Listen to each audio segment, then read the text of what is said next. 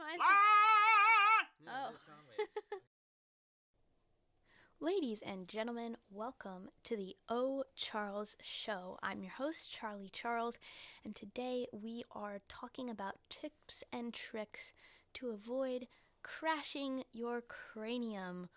In other words, overloading your brain. So, you know when your computer crashes and it heats up, well, at least mine does, heats up, starts whirring really loudly, and then eventually you either have to plug it in and listen to continued whirring, or you just give it a break for a little bit, shut it down, reset it, and then it's usually as good as new. That's happened a couple times while working on these episodes, and I'm sure you've had a similar experience. Actually, most of us, our brains are probably whirring right now too, and we just don't notice it. So for me, if I'm listening to my computer whirring and I'm trying to work, it gradually builds up over time to where I don't even notice it, and then I turn it off and it's just silence. It's like, whoa, that was really loud. And the same thing is happening in your brain. Let me refer you to an episode that will explain a little more about that specific thing, overloading your brain. On Focus on the Family, guest David Murrow talks about getting a handle on your screen time. That's the title, Getting a Handle on Your Screen Time. And he talks about your brain as a fishbowl filled with ping pong balls. Those ping pong balls are all the things you need to do in the day, and then they need your attention, right? And then the space in between is breathing space. So you need that breathing space, you need that room to allow your mind to sort of reset or to take a break.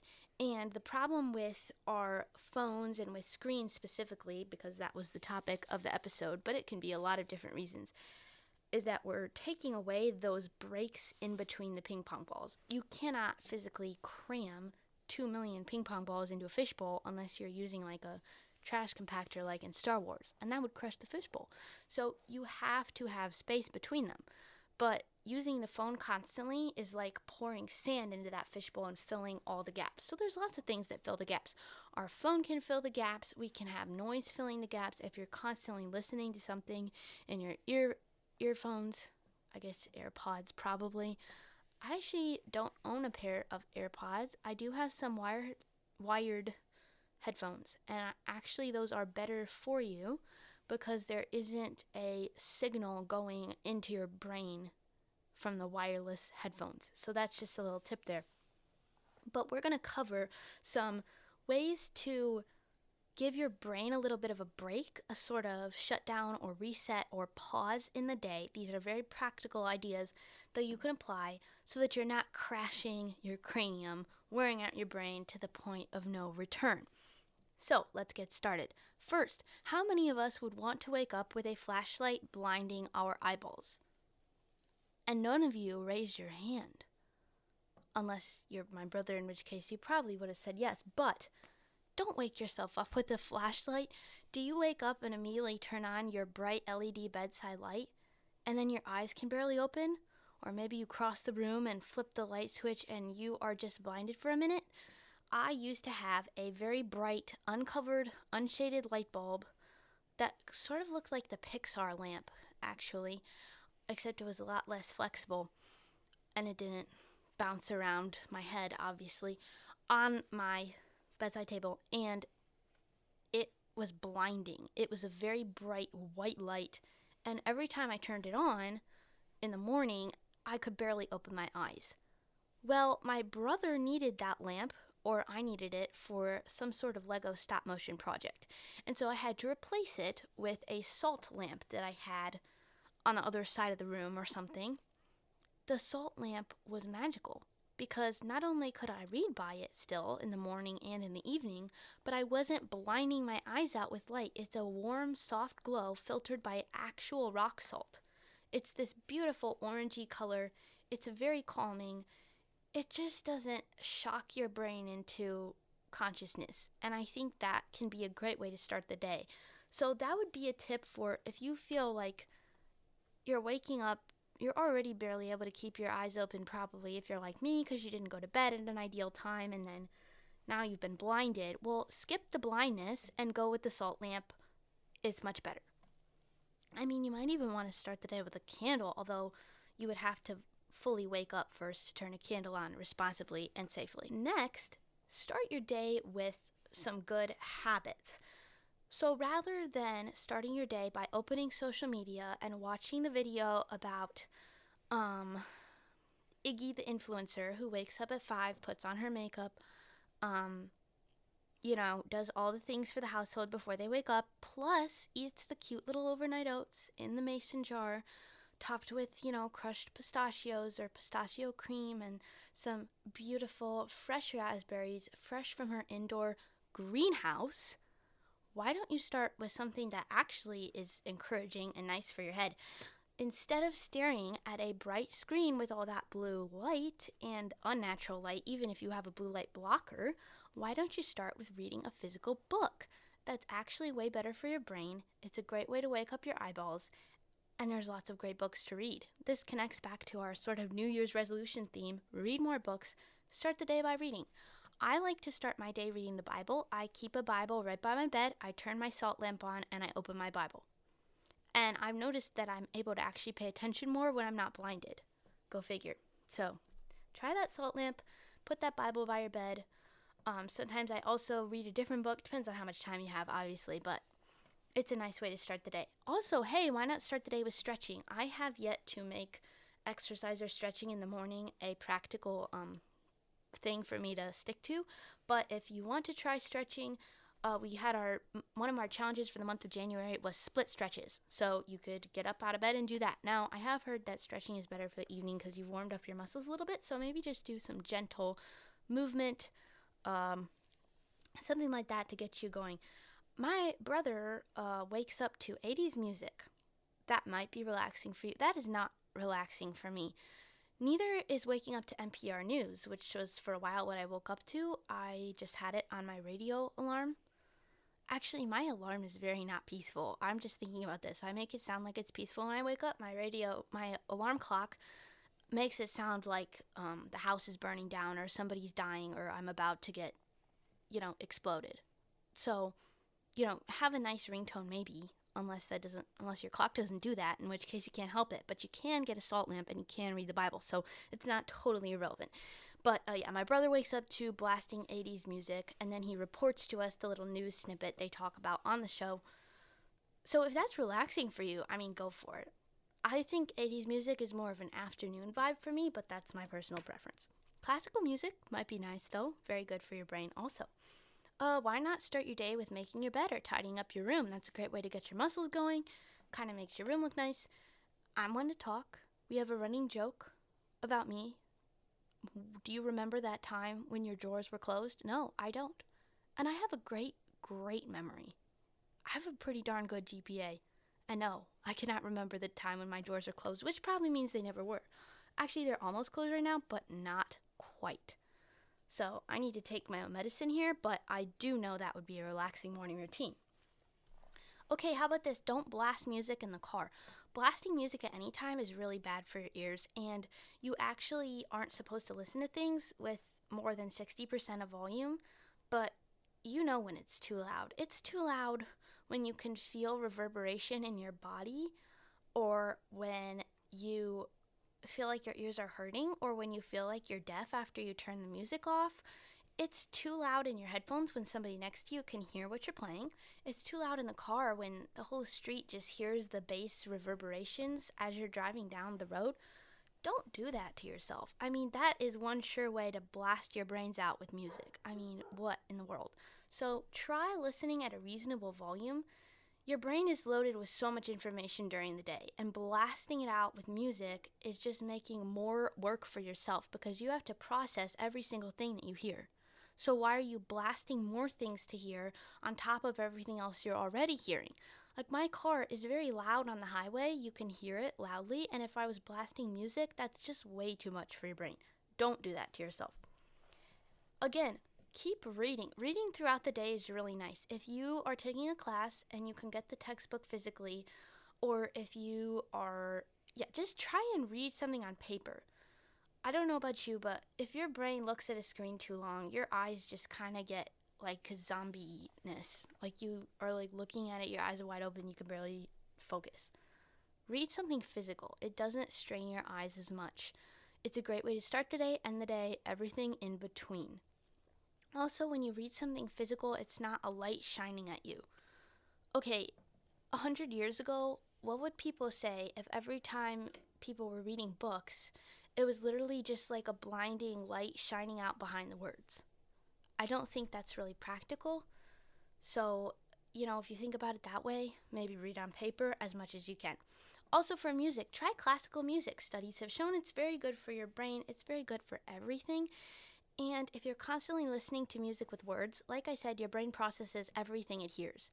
If you are having a hard time focusing and you're blasting rap music, maybe classical music would be a nice idea. It's still noise. It's gentle noise. Now, I'm not opposed to silence. That's actually my next point. Try silence. You don't need to hear something every minute of the day. Actually, it's not good for you. Think back to even probably a couple of decades ago. There was not the noise we have now. Think about the noise in your house right now. There is air conditioning going. There might be a laundry machine, a drying machine, dishwasher. You might be playing music. You're playing this podcast. You've got noises from when you step outside. You hear cars that are going by on the highway, even if it's miles away. You might hear a train crossing. You might hear the neighbor's lawnmower. All of those are sounds you would never have heard. It would just be silence. Like in the middle of a forest is when you step out your door, silence. Because our ears need that. You couldn't expect a machine to work if you ran it all day, every day. And how can you expect your ears and brain to function if you're using them intensely all day, every day? So, although you probably can't get complete silence unless you're in the middle of Alaska, try not listening to something every second of the day. Go on a walk or a run without earbuds. Don't put your earbuds in. Don't sit in class with headphones unless you really have to. For, reasons. I know there are some health reasons and mental reasons that people do that, but if it's not necessary, just try and minimize the extra noise at certain times. I love listening to podcasts. I mainly do it in the car because I'm already hearing noise in the car noise. But when I'm on a walk or a run, I really like to just be silent. Sometimes I'll pray, sometimes I'll just think. It's really good for your brain, and it allows you to sort of process what's going on around you as well. With that, also, don't fall asleep listening to a podcast or rock music or something like that. Your brain does need quiet to fall asleep, and I know some people like the regular sound of something. Try white noise. I know some people for their jobs do have a lot of variation in where they end up going to sleep. But listening to something while you're falling asleep and then just leaving it on is really not good for your brain because it never gives your ears a rest when they're supposed to be resting. The one time in the day when they can rest, they're not resting. And your brain isn't really resting either because, like I said, it's got a lot of work to do already and you're just adding to it. Also, what might help with that is don't keep devices in your room. So if you have all your devices in your room, you are waking up with a flashlight even if you don't have that bright light bulb. If you're turning on your phone screen at morning or night, that is not healthy for your brain. Besides, being on your phone very late at night, you're not having the best judgment in that moment. Just scientifically, your brain is ready to be done, and you're continually forcing it to process information, shoving information down its throat, so to speak. Same thing in the morning. If you wake up, you're not giving your brain any time to adjust. You're just saying, here, look at this, make a judgment on this, make a comment on this. That's too much. It's also not really safe from a practical standpoint. I mean, you have to think about who is online and what your limits are and what your judgment capacity is at those times, and it is just so much better to keep your devices downstairs out of the way. Also, devices have Wi-Fi signal going to them, and that is not good to be running through your brain, literally, the literal waves. So, if at all possible, keep your devices out of your room and don't use them when it's supposed to be the quiet times for your brain. So that kind of ties into your brain needs quiet. There are certain times for centuries and thousands of years that your brain would have gotten quiet time. Those are morning, evening, and while you're sleeping, obviously, and maybe a rest in the afternoon. So try and go back to that, keeping those times quiet, nothing sudden and blasting, and see if that helps you feel like you can handle the rest of the day better. Also, when you're on a screen, because I have to be on a screen for homework. I mean, there's so many things that have just come digitally. Some textbooks aren't made physically. That's more expensive. It's like $50 more expensive, So I understand. And you have work on your phone. I know you do, or your computer, because everybody does now. So saying no screen time is not practical, because some of that screen time is not just fun. I mean, I'm studying, for heaven's sake. So don't sit there looking at your screen for hours and hours and hours. Get up and do something in between. So what I've noticed is sometimes I'll be doing homework and my younger siblings, they want to read a book or they want to dance, or I notice them doing something that I can watch for a minute. So I get up, I'll say, sure, I'll read that book to you, read it, go back to your work. Okay, let's do a dance to one song. Guys, I'm telling you, the power of spontaneous dance is amazing. It's so fun. Just turn a song on and see what your body does with it. It's very cool, very therapeutic. So, or get a drink, staying hydrated, very important to your brain also. Your brain needs water, so stay hydrated.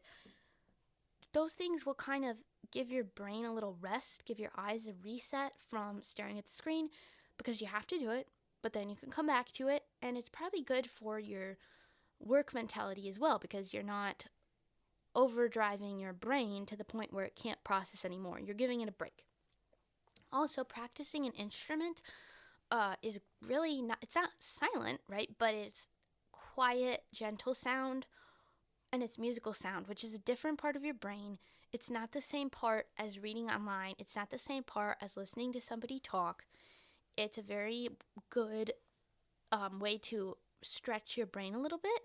So even just now, I sat down to the piano and I practiced piano for 30 minutes before doing this, and it was really nice because I'm looking at the music, I'm enjoying the music, I'm making music, and I'm not shoving things into my brain that my brain has to process. It's a different part of the brain that I'm using. Also, what really helps your brain? Go to bed at a good time. This is very hard for everyone that does anything. But sleep before midnight is really important. And it is hard to wind down at the end of the day, but don't let your phone and social media drive you to staying awake to all hours of the night. That's not going to be setting your brain up well for the day. So, and also, forgot one. Today, my eyes were feeling really overwhelmed from staring at a computer, sitting in class, and I just went upstairs and I laid down on my bed for 10 minutes. I just closed my eyes. I did not fall asleep. My mom happened to be playing the most, it was such a good, it was like a musical theater piece, but it was sort of jazzy and just very happy. And the sunlight was coming through the window, and I was in my room, which is bright pink, by the way, and I love it. I've loved it since I was little when I picked it out. And my eyes were closed, and I opened my eyes, and they didn't feel strained anymore. They felt strained a couple minutes later when I'm back to work, but give yourself a little break at some point in the day to just close your eyes and not hear things that you don't want to hear, not have to think about stuff. Just set a little timer. It's a great reset for your brain. So I hope you've enjoyed these tips on how to not crash your cranium. These ideas will give your brain a little rest and or minimize the stress going through it at a given time during the day. I hope this is helpful for you. If you think of any other tips you have, please comment. I am not the expert on brains, obviously. Mine isn't even fully developed, but hey, these are some tips that I had. I hope this helps you, and I hope that you are able to sort of give your brain a little break, maybe think a little differently about how you're going through your day so that you're not crashing and that you can really do what you have to do well and with intentionality and enjoy it too, because it's hard to enjoy things when your brain is crashing, right? It's hard to do work when your computer's crashing, same concept. Also, I do hope you'll check out, once again, the Focus on the Family episode, Getting a Handle on Your Screen Time, with special guest David Murrow. I found it really helpful. He has a book that they will send you for any one-time or monthly donation. So you can get that really easily. And screen time is a huge thing with your brain too, so I would recommend checking that out. It's not very long. Listen to it in the car, or give yourself silence in the car. You can listen to it another time. But anyway, I hope that you've enjoyed this episode. Thank you so much for listening to the O Charles Show. Once again, I'm your host, Charlie Charles. Don't forget to comment if you care, subscribe if you dare. This has been the O Charles Show, over and out.